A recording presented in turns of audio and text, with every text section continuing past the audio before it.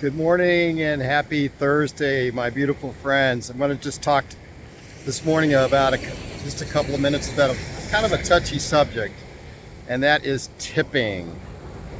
Now, depending on what culture you're from, where you were raised, all of those factors play a role into it. At least that's my opinion on it. You know, I was raised in the States where 15% was the norm back in the day. And now it's around 20%, you know, if the service is good. 10% if the service is really bad. And then 0% if you just felt like you got hosed and had a terrible experience. But it's interesting, traveling through Mexico, I've talked to many wait staff people here, you know, to find out who tips and who doesn't. And I don't want to put a blanket statement on this. This can be a little bit touchy, like I mentioned before. But there's certain cultures out there that don't tip at all. And that just kind of surprises me. But starting off with the Europeans, lousy tippers. Traditionally, and I lived in Europe for a while, I remember over there tipping was not a big deal. So you got to remember too, sometimes the servers have the food priced in to their tips and they don't need to get them as much. Moving on to the rest of the world, Australians, same, bad tippers, 10% if you're lucky. And this is just from information that I've gathered from various wait staff people, like I mentioned. I'm not making blanket statements, and if you disagree, please feel free in the chats to let me know otherwise. Now we're moving over and upward to Canada. Oh, it's getting worse. The Canadians.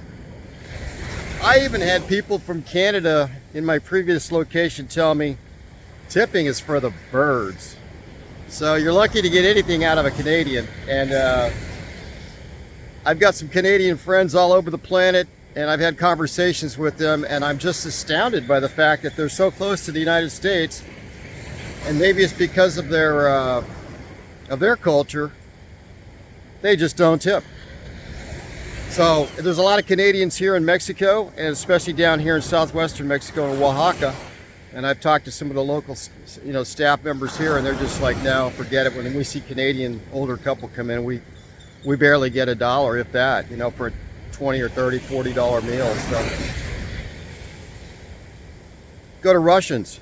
Russians a little bit better, supposedly. I know their economy is kind of weird, and Russia's kind of a strange country to talk about, but especially in these times. But I've heard from people that Russians are pretty good tippers, which is kind of interesting, right? Last but not least, let's get to the Americans. Hey, we were raised, like I mentioned before, 10, 15, or 20%, sometimes even more.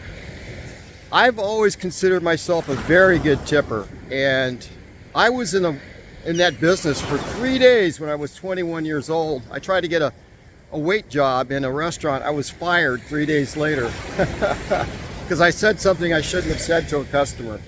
And my manager said, Greg, you're not designed or based, or you should not be in the food and beverage industry. I said, okay. So after that time, I had a newfound respect for people in that business. And my sister was a waitress for many years. And so I saw what she went through and had all the stories, but she was a much different personality than me, much more calm, a lot more laid back. I don't know. I couldn't be a wait person, but give me your thoughts, you guys. You know, and I also wonder, what do you do about like Starbucks right now? What do you do when they face that they turn that tablet around? You know, they take your order and then they turn the tablet around and it says tipping is not a city in China, or all tippers go to heaven, you know? And what are you supposed to do when they take an order and they hand it to you? Do you tip them on that? I don't know. They don't have that down here in Mexico, so I don't have to worry about that. But sometimes I even give them like 10%, you know, even on my own down here when I get a coffee, which equates to about less than $1. So I'm like, what's that? For me, not much, but for them it could be a lot. So, and then I give like 25% if it's a hell of a service, really good dinner. You know, so it can go over 20%. One thing I did learn, and I'll end the video on this, is that it took me a while to figure out, hey, when you got a $100 tab at the end of the night, 60 of it was for wine, 40 of it was for steak. You tip 20% on that? Now, I was doing it for years until a friend of mine pulled me aside and said, Greg, the wine was $60. You don't tip 20% on a $60 bottle of wine. Sounds simple, but it took me a long time to figure that one out. So I just tipped on the food, maybe a little bit extra, you know, for the wine, corkage or delivery. But I lost thousands of dollars because I couldn't figure that one out. So give me your thoughts on that one.